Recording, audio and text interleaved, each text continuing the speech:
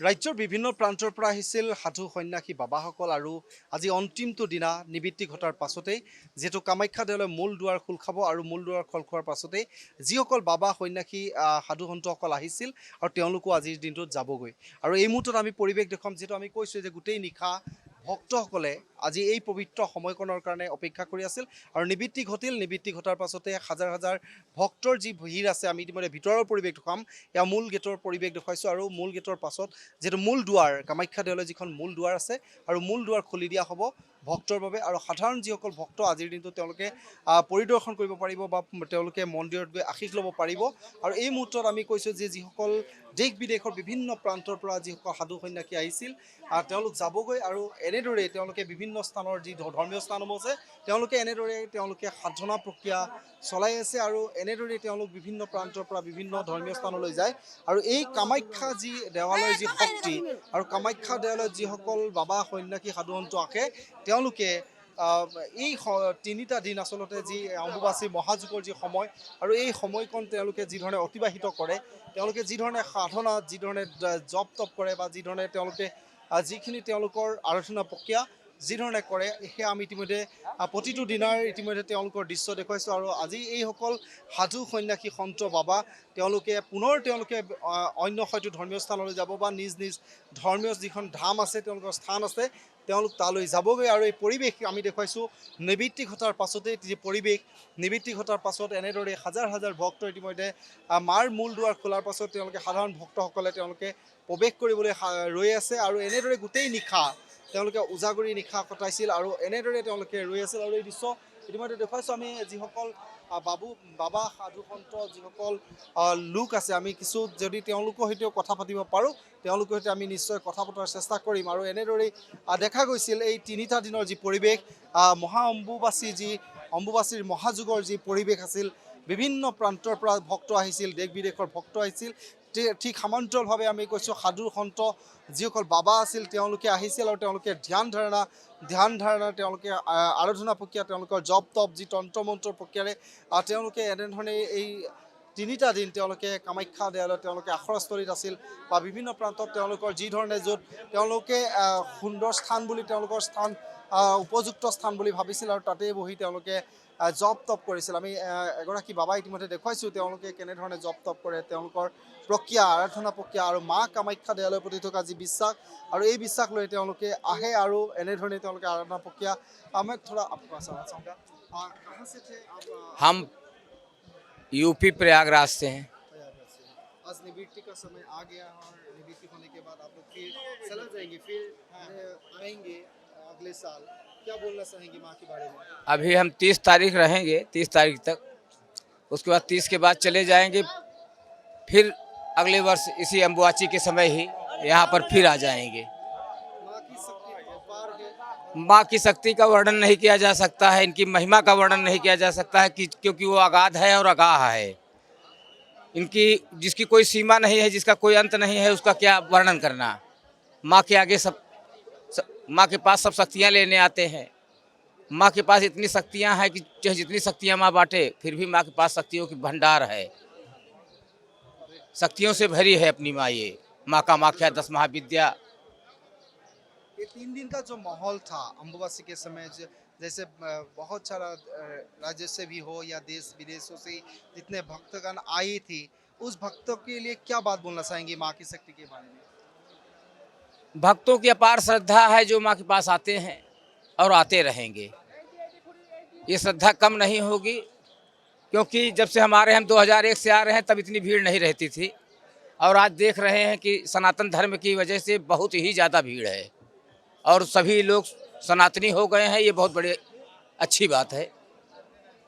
নিশ্চিতভাৱে চাওক এইসকল ইতিমধ্যে বাবা কৈছোঁ, আমি কৈছোঁ বাবা বিভিন্ন প্ৰান্তৰ পৰা আহিছিল আৰু তেওঁলোকে অম্বুবাচীৰ সময়ত তেওঁলোকৰ যিখিনি সাধনা প্ৰক্ৰিয়া আৰু এনেধৰণে তেওঁলোকে কৰিছিল। আৰু আমি বিভিন্ন প্ৰান্তৰ পৰা আমি কৈছোঁ যে আমি थोड़ा आपके पास आना चाहेंगे, कहाँ से आए थे और क्या बोलना चाहेंगे आज जो महाराष्ट्र से आज माँ की जो निवृत्ति के समय हम अम्बुबासी का बहुत खुशी हो रही है।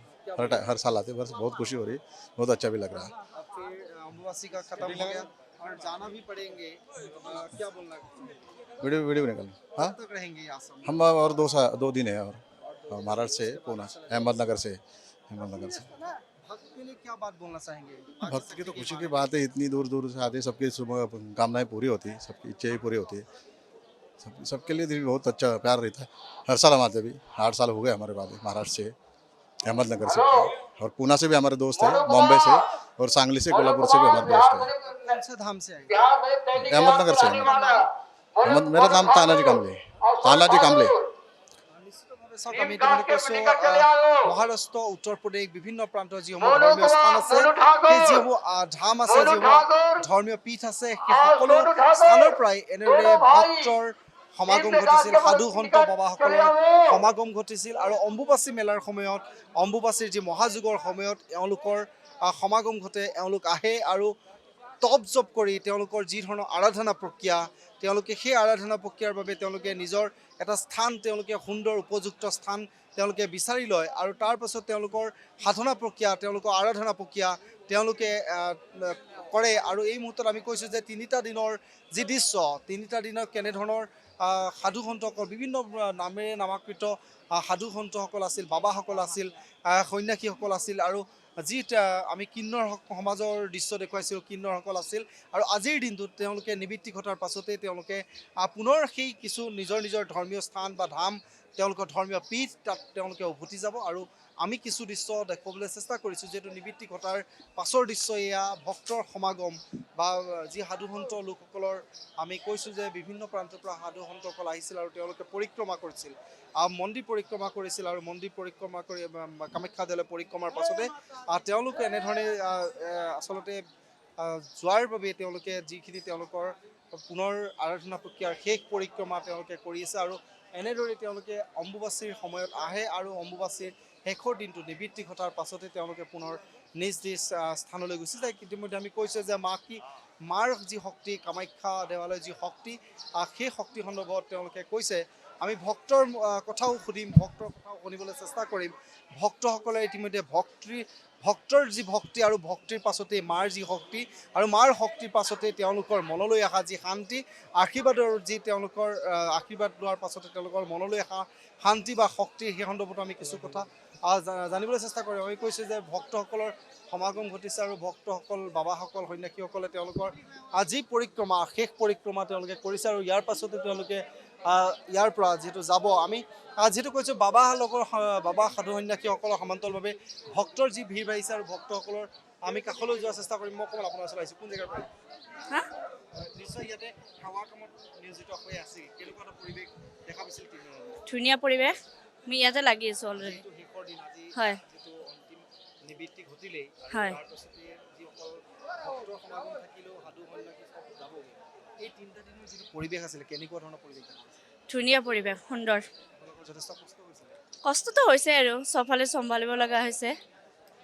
নিশ্চিতভাৱে চাওক, তেওঁলোকে সেৱাৰ কামত নিয়োজিত হৈ আছিল, তেওঁলোকে এই 3টা দিন ভক্তক সেৱা কৰিছিল, সাধু সন্ত সন্যাসীসকলক। বাইদেউ মই অকণমান আপোনাৰ ওচৰত আছোঁ। আচলতে এনেধৰণে যিসকল সাধু সন্যাসী ভক্তৰ, ইতিমধ্যে আমি কৈছোঁ যে গোটেই নিশা তেওঁলোকে উজাগৰি নিশা থাকি এনেদৰে মাৰ আশীষ লোৱাৰ বাবে অপেক্ষা কৰি আছিল। আৰু নিবৃত্তি ঘটাৰ পাছৰ দৃশ্য আমি দেখুৱাইছোঁ। পাছৰ নিবৃত্তি ঘটাৰ পাছতে এনেধৰণে ভক্তসকলৰ ইতিমধ্যে ভিৰ পৰিলক্ষিত হৈছে। আৰু দুটাকৈ পথ ইতিমধ্যে আমি কৈছোঁ, 2টা পথেৰে যিধৰণৰ ভক্তৰ সমাগম আছে, মূল দুৱাৰলৈ যি গেটেৰে প্ৰৱেশ কৰিব, তাতো ইতিমধ্যে লানি, এক দীঘলীয়া লানি, আচলতে দীঘল শাৰী আছে, প্ৰায় 3 কিলোমিটাৰ বাট ইতিমধ্যে সেই শাৰী আছে। আৰু 3 কিলোমিটাৰ বাটলৈকে অগণন ভক্ত ৰৈ আছে মাৰ আশীষ ল'বলৈ। আৰু মাৰ সেই শক্তি, মাৰ যি জাগ্ৰত শক্তিৰ কথা আমি ইতিমধ্যে বাৰম্বাৰ ক'ব লাগিব। মাৰ কামাখ্যা দেৱালয়ৰ শক্তি অপাৰ, আৰু এই অপাৰ শক্তিৰ ওচৰত তেওঁলোকে আশীষ ল'ব। তেওঁলোকৰ সুস্থ স্বাস্থ্য, তেওঁলোকৰ কৰ্মজীৱনৰ, তেওঁলোকৰ ব্যক্তিগত সকলো জীৱনৰ লগত তেওঁলোকৰ যাতে সুখ শান্তি আৰু সমৃদ্ধিৰে তেওঁলোকে জীৱনটো অতিবাহিত কৰিব পাৰে, তাৰ বাবে মাৰ ওচৰত ৰাখি বিচাৰিব। আৰু এই মুহূৰ্তত আমি পৰিৱেশটো ইতিমধ্যে কৈছোঁৱে যে যিটো পৰিৱেশ আমি দেখুৱাবলৈ চেষ্টা কৰিছোঁ, মোৰ লগত অতিথ ভিডিঅ' জাৰ্নেলিষ্ট প্ৰভাত মাহাতুৰে গোটেই পৰিৱেশটো দেখুৱাইছে। আমি আৰু কিছু সময়ত কেনেধৰণৰ পৰিৱেশ, ভক্তসকল যিহেতু আহিব, ভক্তসকলৰ বাবে কেনেধৰণৰ ব্যৱস্থা আছে, গোটেই পৰিৱেশটো পুনৰ দেখুওৱাৰ চেষ্টা কৰিম। যিকোনো খবৰৰ বাবে যোগাযোগ কৰক 7099017330 লগতে 7099017110 নম্বৰত।